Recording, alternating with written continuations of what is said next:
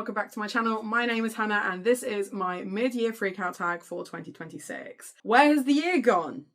Where's it gone? Who's taken it from me? Because I feel like time has moved too quickly. I've not read enough and not enough is going on and I'm struggling. So that's fun. The mid-year freakout tag, I try to leave until the end of June to film because I feel like that is the middle of the year.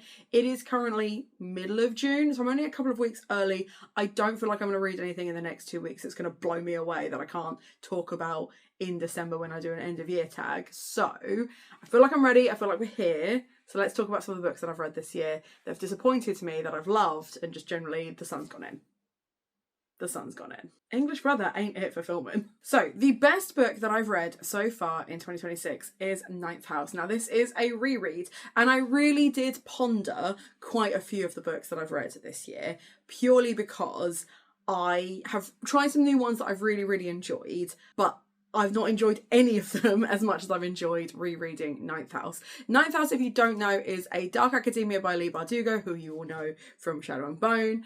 This is about a girl called Alex Stern who works at Yale kind of as a police officer, investigator and all-round enforcer when it comes to secret societies and the magic that they use. And the reason she's so powerful in this little society band is because she can see ghosts and others can't. And she uses those ghosts to help her solve this crime. But it is deliciously dark, like it borders on horror level gothic. As a dark academia, it doesn't really get much darker than this. We have themes of sexual assault and the most twisted revenge for that, and I'm so here for it. So yeah, I loved it. I think I gave it 4.5 stars the first time I read it. I gave it 5 stars the second time I read it. And now I'm pacing myself because although I do have Hellbent, Deadbeat comes out in October of this year and I need it to be like fresh in my brain when I'm ready to read it. So really enjoyed this one. Absolutely would recommend. Best book I've read so far this year. Question 2 is the best sequel that I've read all year, and that has gone to A Soul Full of Shadows, which very nearly made it into the best book of the year. But because I could fit it into the sequels, I went back and added Ninth House instead because this is also a 5-star read. I know some people have been a bit iffy about some of the stuff that's happened in this, that it is not their favourite Derek Landy, but I don't think there's more than like a handful of the 21 books in this series that I haven't given 5 stars to. I just love the writing style. There is no point me telling you what is going on in this because we are like 6 trilogies in by this point. But essentially, Skullduggery Pleasant is a skeleton detective. He works with his pal, whose name changes halfway through and I can't tell you why, but they are a dynamic duo who solve crimes, kick butt and save the world on various occasions. I really like the kind of like bureaucracy twist of this. It feels very of the moment. Derek Landy is very good at looking at local politics and going, yeah, that's horrendous, let's put it in a book. And I enjoy that. I enjoy how familiar this feels. I also really enjoy how familiar these characters are to me. That even though I should be able to predict what happens next, I rarely can. Like the way that this is crafted is so fun and so subversive of what you'd expect from an adventure. Considering it's targeting YA and middle grade readers, such a good time, perfect for all ages. Please pick up this series if you haven't already. Next is a new release that you haven't picked up yet, and I'm going to go for Almost Life by Kira Millward-Hargrave. I am always really excited to see Kira Millward-Hargrave's books come out, and the fact that this one has so little in the way of like historical or fantasy tied to it, one of her newer adult novels. I think so far she's only got The Mercies as her adult novels. She tends to be far more in the realm of YA and middle grade, but I just love everything she releases. Everything she has, I'll read it. Also by author, cannot wait to get my hands on this, cannot wait to read it, but I do need to clear some more bits off my shelf before I can get to it. So that is one of the reasons I've had to pace myself, but actually I'm really looking forward to this one. I cannot tell you what the plot is, because I don't know. I've actively tried to keep that from my brain so that I can go in blind and just really enjoy it, but I feel like it's going to be a good time. And by good time, I mean absolutely traumatizing. Number 4 is most anticipated release for the rest of the year. Now, I've already mentioned it, but it is Deadbeat by Leigh Bardugo. Having reread Ninth House, really being in my dark gothic horror vibes at the moment, I mean always, but at the moment specifically, I just can't wait. I cannot wait to sink back into this Yale mystery world. I can't wait to see what happens when certain characters may or may not be brought back, relationships may or may not develop, and chaos absolutely will ensue. I'm so here for it. Really, really excited for this one to come out. Chomping at the bit, one might say. Biggest disappointment of the year. I'm nervous because she is a self-Googler, but it's this book, and maybe if I just don't say it, she won't find me. The author of this commented on one Instagram post, and then I mentioned it on the Discord, and apparently a few other authors have done that. If you are an author, please remember that reviews are not for you. Like, as someone who writes, I totally understand the compulsion to be like, what did they think? Read them if you want. They are not for you to comment on. They are for other readers. Like, I curate this list for people who like my reading taste to pick up books that I liked because I've read them, not because I've written them. I have to trust other reviewers to do that for me. You don't need to pipe up. That aside, monologue over, hated it. Actually hated it. I thought this was so boring. And it's one of those ones where I love getting recommendations from people. I love trying different things. There are certain people that I know a recommendation isn't going to be great. Not because they're bad recommendations throughout, but because if you don't know my reading taste and you just know generally that I like crime, that's never enough. Like, a general crime thriller isn't enough to interest me anymore. And this was so paint by numbers, and the pattern recognition kicked in so badly that 50 pages in, I was like, oh, these things happen. And if you've seen, I can't remember if it's my most recent wrap up or a video I've talked about recently about how much I got frustrated with this book because it was so obvious from day dot what was happening. But my colleagues loved it. We read it as a buddy read book club pick for our workbook club, and they loved it. Like, they're the ones that recommended it to me in the first place. They don't read as much as I do. The pattern recognition wasn't an issue for them. They don't have the same like dark gothic-y vibes that I do. I recommended Bat Eater in comparison, right? And yeah, our tastes do not always align, and that's okay. That's okay. I just won't be picking up any more books by this author. And I will also not be mentioning her by name. Biggest surprise of the year was I Who Have Never Known Men by Jacqueline Huttman. So this book was also recommended to me by one of my colleagues. Now, she recommended it to me because she was like, I just need someone to talk to about this. It's a really wild ride.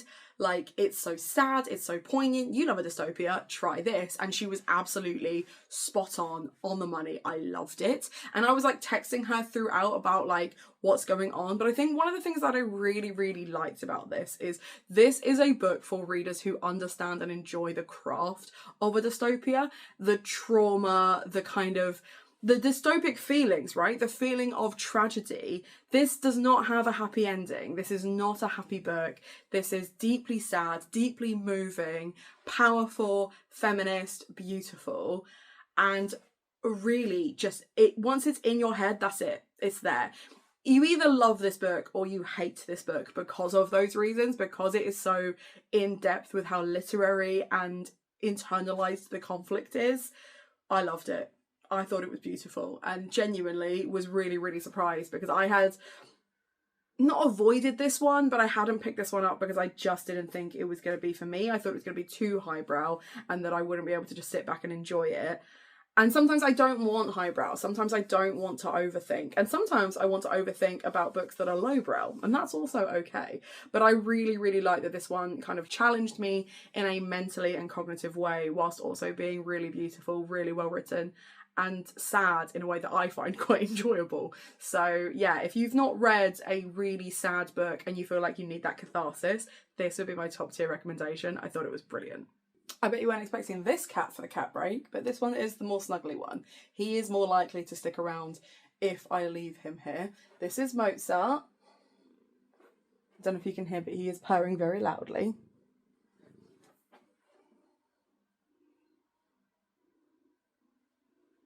You getting down?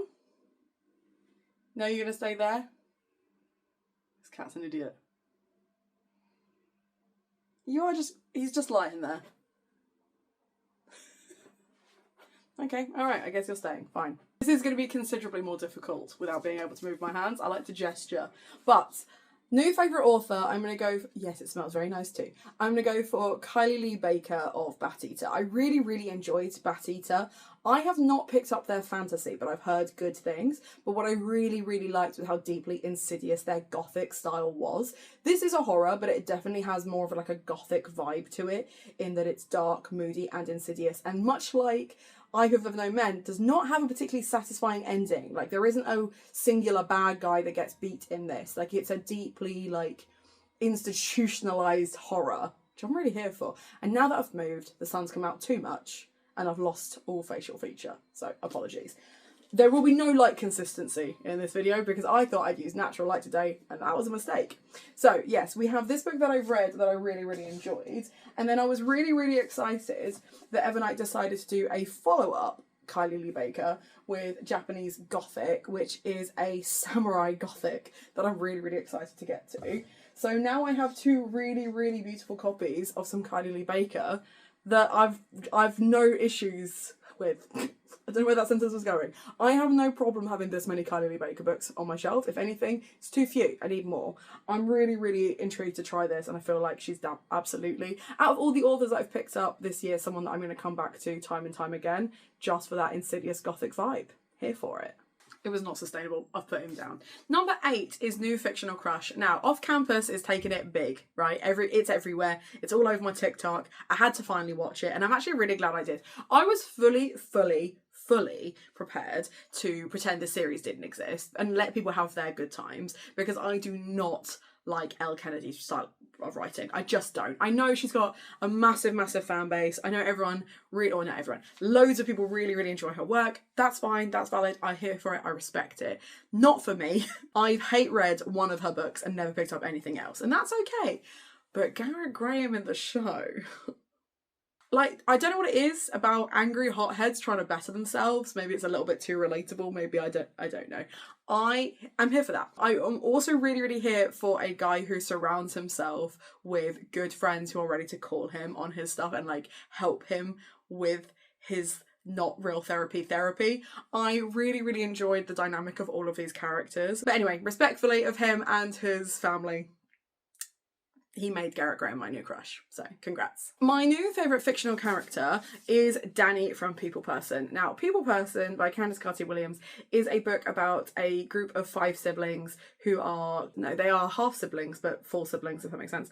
They are joined by a dad who very much comes and goes from their life. They've seen him maybe once or twice in a decade. He loves them, but he loves himself more. He was never prepared to be a dad. And when something really traumatic happens to one of the main characters, her family have to come and support her through that. It's almost got like a thriller twist to it at the beginning, and then very much becomes a relaxed contemporary. And as always with Candice Carty-Williams, a very much internalized conflict and family drama, which I was very, very here for. But the character that I loved the most in this, who has absolutely the standout, far away best character that I've read so far this year, in just the way he's crafted, in the way that he deals with trauma, the way that he handles his family and respects people, is Danny, her older brother, in this. I just thought the way he's portrayed is so clever and so beautiful. And I was really, really tempted, because Father's Day is on the horizon, to do like a best dads video, which I may still do, but I might do far away from Father's Day, just because I feel like I've probably missed the boat on recording, editing and scheduling that. But he would be on that list as number 1. He's a great dad. He is really trying to break that generational trauma. He is very supportive of his sisters and younger brother. He really cares about his mum, and I just think he's a really, really nice guy. And I want to read more books about really, really nice guys, because I'm not meeting them in real life anytime soon. So here's to the men written by women. Number 10 is a book that's made you cry. Now, I've not actually cried at any books this year. The two that I was closest with were probably A Soul Full of Shadows and I Who Have Never Known Men, but I've not actually cried at any books yet. I've been really close, but it's not happened. And I don't know if I'm just not leaning enough into tragedy books and sad books, or if I'm just not emotionally connected enough to characters to make me cry. Soul Full of Shadows, I knew what the plot twist was going to be, so even though the parts that could have made me cry came pretty close, they didn't, and the sun's gone in again. I think maybe it's because the books that have come closest have actually been quite short reads, or I know the characters, or I know the plot twists, so that hasn't helped. But yeah, some close calls, but no tears this year. Books that have made me happy this year, I could not narrow down to just one. I have been actively trying to reread 5-star reads, and that has included Saw Kill Girls and Murderbot, as well as Ninth House and a couple of others. And it's just been really nice to just sink back into those worlds. We're trying to do this thing at work where we actively encourage students to read for pleasure by also reading for pleasure. And I think by rereading those 5 stars and leaning into the worlds that I really enjoy, I have just enjoyed books. I've just really enjoyed them. But not in a way that it's like anything's new or exciting. It's just very relaxed and very gentle. But it's made like this list quite tricky because the only 5 stars that I've given this year, other than to I Who've Never Known Men or Soul Full of Shadows, have been to books, or I guess series, authors that I already knew and liked. Everything else has been great or just fine or a massive disappointment. It's been quite a roller coaster of a year. But if that roller coaster was more Legoland than Thorpe Park, if that makes sense. Like it's been a very gentle reading year. Nothing's really blown me out of the water or super, super excited me yet. Here's hoping for a far more exciting second half to 2026. Number 12 is the most beautiful book you've bought this year, and I think that is my copy of Six of Crows.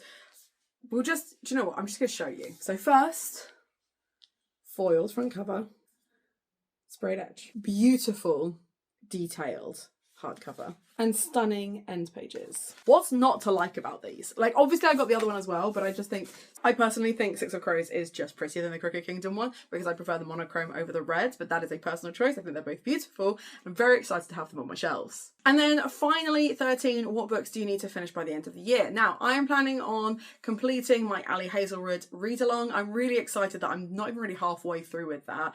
And the discussions that I've had with different people has just been really fun. Like, all of our theories and thoughts on the books are slightly different, but we can all agree that Ali Hazelwood is just an author by author. Like, we're all having a really great time. Love that. I'm also really enjoying the variety of Patreon picks at the moment. So the way the Patreon bingo board works is I pick 4 books that I'm interested in or already have on my shelves, but all with gothic themes, or at least gothic tropes.